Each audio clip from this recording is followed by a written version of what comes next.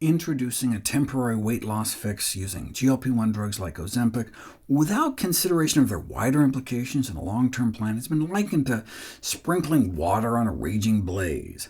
The war against obesity cannot be won without measures to prevent obesity in the first place. That means tackling the food environment, which is based on high-calorie, fatty, salty, sugary junk, rather than relying on medication as a damage limitation exercise. Yeah, but limiting damage is a good thing. Sure, these drugs may not make much of a dent on a population scale, but what about on an individual basis? It'd be great if people ate healthfully enough to prevent and treat heart disease, high blood pressure, and diabetes too, but until that happens, drugs for those conditions can literally be life-saving.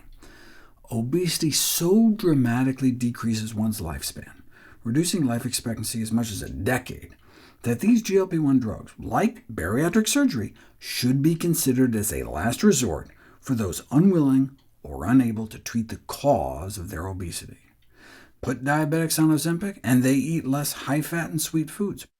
Put non-diabetics on Ozempic, and they eat less high-fat and non-sweet foods. So diabetics on Ozempic are eating fewer pastries and donuts, and non-diabetics on Ozempic are eating fewer ham, cheese, and sausage sandwiches. The problem is people eat too much crap. So anything that gets people to eat less crap can be beneficial, including surgically rearranging our digestive organs with bariatric surgery. But we don't need to go onto the knife or take a $1,000 a month drug to decrap our diet. What about the cravings, though? The obesogenic environment, that is, the obesity-generating toxic food environment, can overwhelm even substantial efforts to enact individual behavioral changes. After ramping up for 3 months to high-dose Ozempic, people are able to cut nearly 1,000 calories out of their daily diet. How could you possibly do that without drugs? Unless you're on some kind of liquid diet meal replacement shakes or something. Or you could eat a diet centered around the healthiest foods on the planet. If you put people on a diet packed with fruits, vegetables, whole grains, and beans, and allow them to eat as much as they want, they end up eating about 50% fewer calories than they might have otherwise, just as full on half the calories. Wait, how can people be satisfied after cutting more than 1,000 calories out of their daily diets? By eating more high-bulk, low-calorie density foods, vegetables, fruits, whole grains, and beans, and fewer calorie-dense foods like meats, cheeses, sugars, and fats. No wonder a whole food plant-based diet apparently achieved greater weight loss than any other diet. So, could good nutrition present a safer and cheaper approach to weight loss for most patients?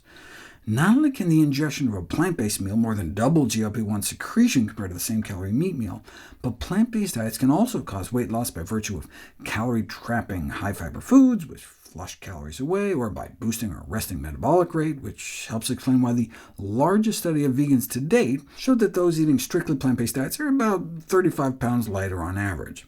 One randomized trial found that a strictly plant-based diet may reduce annual food costs by about $500. Healthier, more plant-based diets may be about 25% less expensive.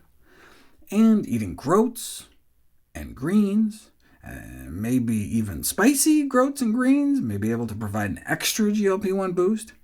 For more healthy weight loss tips, check out my evidence-based weight loss book, for which all proceeds I receive are donated to charity. The Drug and Therapeutics Bulletin, which is also independent, doesn't accept any advertising, concluded that more data on Ozempic's long-term safety and efficacy are needed before it can be recommended for routine use for the treatment of obesity, reminding readers that historically, nearly all the drugs approved for weight loss have later been pulled from the market because of safety concerns.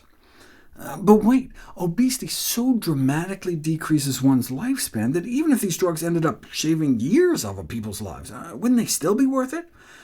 Well, that assumes these drugs cure obesity.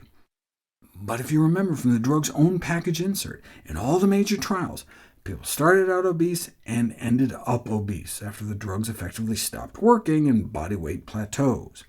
Then you're paying to take the drug for the rest of your life just so you don't lose ground and regain everything, while continuing to face any and all long-term side effects.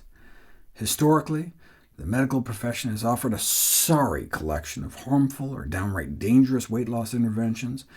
Caution about long-term side effects is therefore warranted. If you look at the post-approval withdrawal of anti-obesity drugs pulled from the market because of safety concerns only discovered years later, it took an average of a decade before dangers came to light.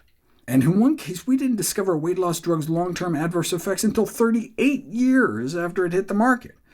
What's more, even after that first report of danger, it takes an average of another decade to actually get it banned. It can even take as long as another 2 decades, even though people died in about a quarter of cases. As one critic said about how long it takes regulators to act, it would probably take the system 2 years to ban cyanide. Just recently, a French drug maker was fined nearly $500 million for fraudulently and relentlessly promoting its appetite-suppressing weight loss drug while covering up known harms, causing hundreds or thousands to die from heart valve problems. At least it learned its lesson, though. What other drug company would conceal the harms of appetite suppressors after a fine that big? After all, it was only making up to 20 million euros a year. Let me do the math real quick. That'll teach 'em. These days, GLP-1 drug makers are worth more than $1 trillion. I'm sure they would never try to cover anything up.